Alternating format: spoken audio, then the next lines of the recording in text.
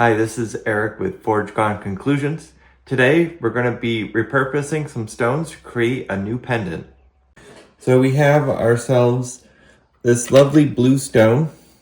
You can see it's no longer secured in those prongs, but luckily it was secured in by a little bit of pushing down on it. So still got it there. We're going to take this stone out, and we've got this adorable earring. We're going to be removing the diamonds from that.